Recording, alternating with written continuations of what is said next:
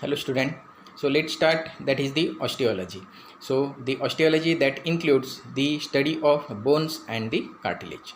So let's see first, that is the bones. So bones form the supportive framework to the body, and it is primarily designed for the more effective production of the movement which is done by the muscles which is attached to that the bones. So let's start, that is the definition, development, ossification and the types of the bone.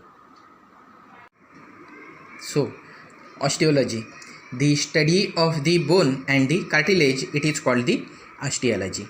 The bone, it is the hard part of the body which provide the dynamic framework to that the body. Then the properties of the bone. So first it is the living tissue, as you know.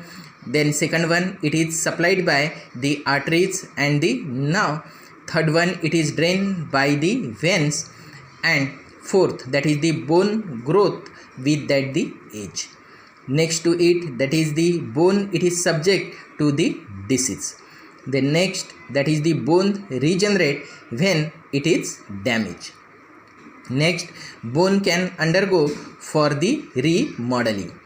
Next to it, that is the bone can be atrophy or we can occur the hypertrophy. And last one, that is the bone can be withstand the strains and the stress. So that is the important properties which is done by the bones. Then after the properties, let's say that is the functions of the bone. So functions of the bone, that is it provide the framework to the body. Second one, that is according to shape to the body. Then third one, that is it act as a lever for the attachment of the different muscles which can be help for the movement of the body. Then next to it, that is it provide the protection of the many visceral vital organs. That is example, that is the brain, lungs, that is heart, etc. Then bone, it is the site of the blood formation. That is many bone marrow, that is inner part of the bone, it can occur the hemopoiesis, as that is the bone marrow is present. Then the bone, it can be placed the important role in the immune response, as that should be producing the cells of the reticuloendothelial system. Then bones are also a storehouse of the calcium and the phosphorus. So these are the functions which is done by the bones. After then, let's see, that is the composition of the bone. So the composition that include, that means the bone is made up of the inorganic and the organic compound. So the organic compound that includes the connective tissue which forming the 1/3 part of the bone, and the inorganic component which forming the 2/3 part which consist of the calcium salt. And the calcium salt mainly that consists of the calcium phosphate, calcium carbonate and the traces of the other salt, which make the bones hard and the rigid, and which can afford the resistance to compressive forces of the weight bearing and impact the forces of the jumping. Then the organic component, or that include the connective tissue, means that is the collagen fiber make it tough and the resilient or the flexible, which can be afford the resistance to tensile forces. In strength, the bone, it is comparable to iron and the steel. Then let's say that is the types of bone or the classification of the bone. So first, let's see according to its shape. So according to its shape, it is first given, that is the long bone, short bone, the flat bone, then the irregular bone, the pneumatic bone, sesamoid bone and the accessory bone. So let's start with that the long bone. So long bone, the long bone has elongated shaft. So this middle part of the bone, it called the shaft, and the two end, that is the upper end and the lower end. The shaft have typically 3 surfaces and the 3 borders, and centrally whenever you cut the bone you observe that is the cavity called the medullary cavity. So here in this diagram you can see this is the medullary cavity inner to it. Then the nutrient foramen, it is directed away from the growing end. Then this bone or the long bone, they should be divided. The typical long bones, here you can see that is for the example of the typical long bone like the humerus, radius, ulna, femur, tibia and the fibula. Then the second type, that is the miniature long bones. So here this one, so it consists of only one epiphysis like the metacarpal bone, the metatarsal bone and the phalanges. And the third one, that is the modified long bone. So it consists no medullary cavity, that is example, that is the clavicle and the body of the vertebra, etc. So these are the types of the long bone. After then let's see that is the small bone. So here in this diagram you can see these are the small bone or the short bone. So their shape is usually that is cuboid shape, cuneiform shape, trapezoid, scaphoid shape. So these are the short bone, and the examples of this bone, that is the carpal bone and the tarsal bone. So carpal bone, that should be present into that the hand, and the tarsal bone, that should be present into the foot. So that is the short bone. After then let's see that is the flat bone. So here you can see this is the flat bone. So flat bone, it is the shallow plate like structure. It consists of the shallow plate like structure and form the boundaries of the certain body cavities. So for example, that is the bones of the vault of the skull. Then that is the scapula, here that is the ribs and the sternum. Next to it, that is the irregular bone. So irregular bone, they have not the proper shape. So irregularly they have the different structures. So that is called the irregular bone. So the examples of the irregular bone, that is the vertebra, the hip bone, that is the bones in the base of the skull. So here you can see that is the skull and the bones are present at the base of the skull. Then next to it, that is the pneumatic bone. So here in this diagram, so the pneumatic bone, these are the certain irregular bones which contain the large air space which is lined by the epithelium. So here you can see that the bone consists of the large air space or the openings. So example of this bone, pneumatic bone, that is the maxilla, the sphenoid bone, the ethmoid bone, etc. So here you can see that is the different sinuses, ethmoidal sinuses, that is these are the ethmoidal sinuses, maxillary sinuses. So these are the examples of the pneumatic bone. So because of that, the opening or that is the large air sinuses or the spaces, they make the skull light in the weight and help the resonance of the voice, and then it is act as a air conditioning chamber for the inspired air. After then let's see that is the sesamoid bone. So here you can see the sesamoid bone. So the sesamoid bone, they are the bony nodules which is found embedded into that the tendon of the joint capsule. So they have no periosteum and ossify after the birth. So they are related to the articular or the non-articular bony surfaces, and the surfaces are in contact with that covered with the hyaline cartilage and are lubricated by the bursa or the synovial membrane. For example of this bone, that is the patella, the fibula and the pisiform bone. Then the functions of the sesamoid bone. So here you can see the functions. So it resists the pressure, it minimizes the friction, it is alter the direction of the pull of the muscle, and it maintain the local circulation. So that is called the sesamoid bone. And after then, that is the last one, that is the accessory bone or the supernumerary bone. So these bones, they are not always present, but they may be occur ununited epiphyses develop from the extra centers of the ossification. Example, that is the sutural bones or os trigonium or the os vesanium, etc. So in medical legal practice, the accessory bones may be mistaken for the fracture. So however, these are often bilateral and have smooth surface without any callus.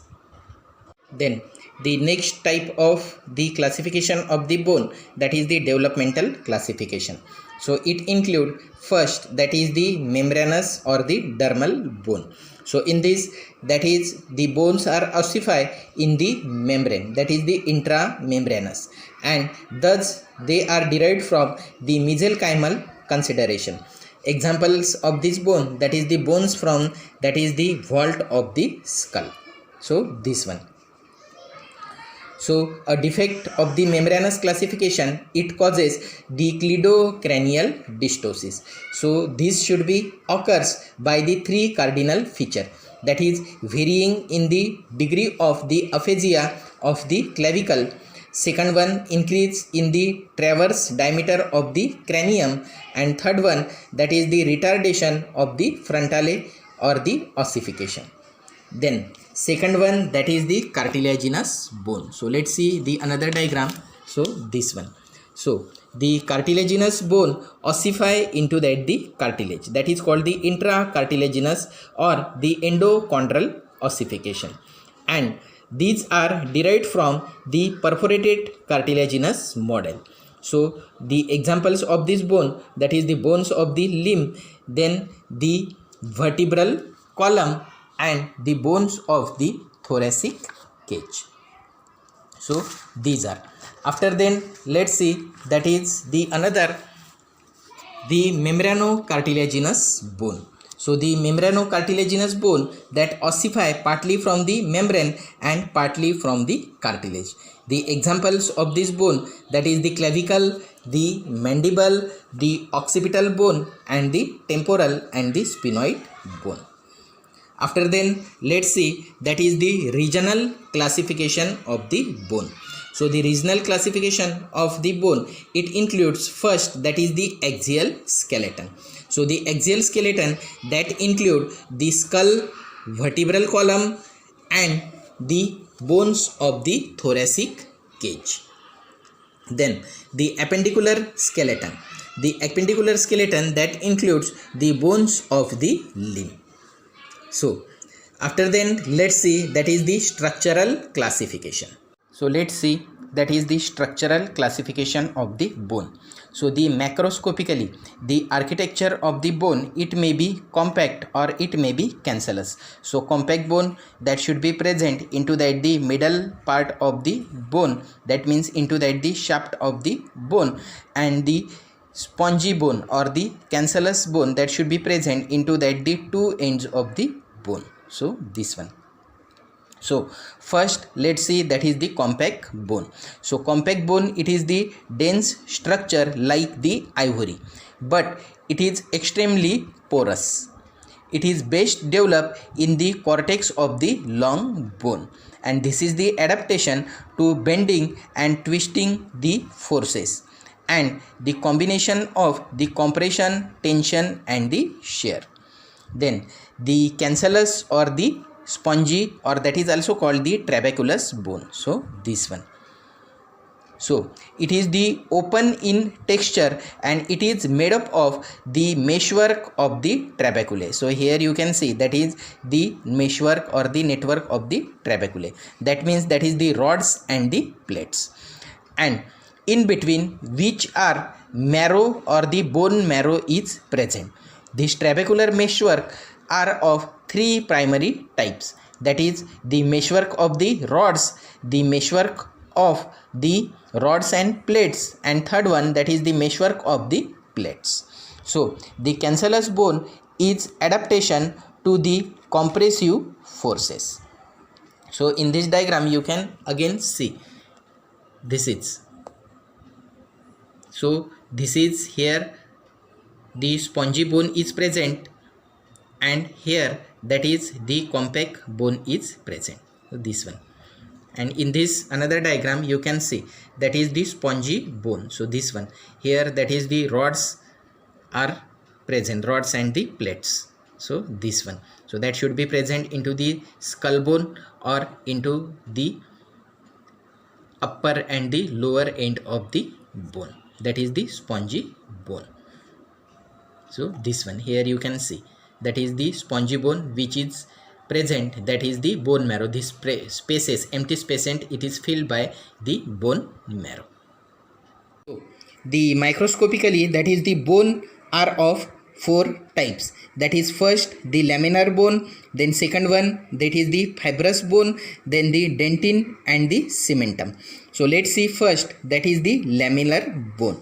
So most of the mature human bones, whether it may be compact, that should be present into that the shaft of the bone, or that may be cancellous, which is present into the upper end and the lower end of the bone, are composed of a thin plate of the bony tissue. So that is called the lamellar bone, and these are arranged in the piles in the cancellous bone. So here you can see that is the rods and the plate in form of, and then in concentric cylinder, that is means the Haversian canal like structure present in the compact bone. So here you can see that is the cylindrical structure of the bone, so that should be present into that the compact bone. So let's see that is the microscopic structure of the compact bone.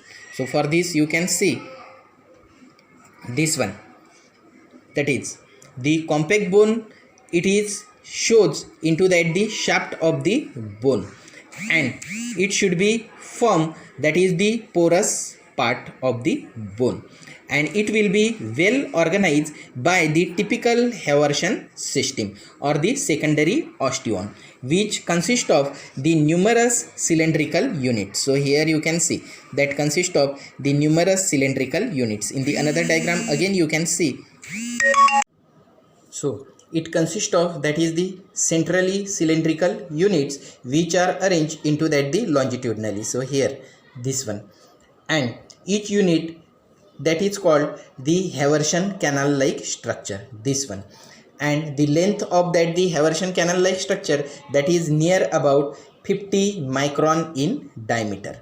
So this one, and it consists of the neurovascular bundle which are arranged or consist of the blood vessels, nerves and the lymphatics. The canal, it is surrounded by a tubular laminal structure. So here this one circularly.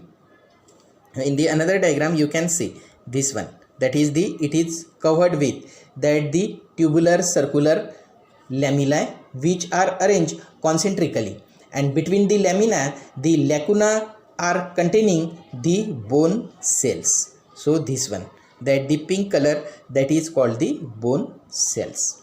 Then into that the cancellous bone. So here this one, the, or that is called the spongy bone or the trabeculous bone. So that should be present into that the two ends of the bone, and here it is, they are spaces are present, that this one, and in these empty spaces, that is the bone marrow, it is located, and these are called the plates with the rods of the bony tissue, that is called the trabeculae. And in some large trabeculae, occasionally sometimes the small Haversian canal system that may be present. So that is the lamellar structure.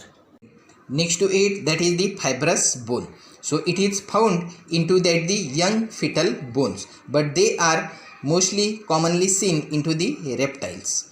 Then after then, that is the dentin. So dentin that should be present in the region of the teeth. So here you can see. So dentin, and the last one, that is the cementum of the teeth. Here you can see that is the dentin, this one, and that is the cementum of the teeth. So these are microscopically the four types of the bone, that is the laminar bone, the fibrous bone, the dentin, and the cement.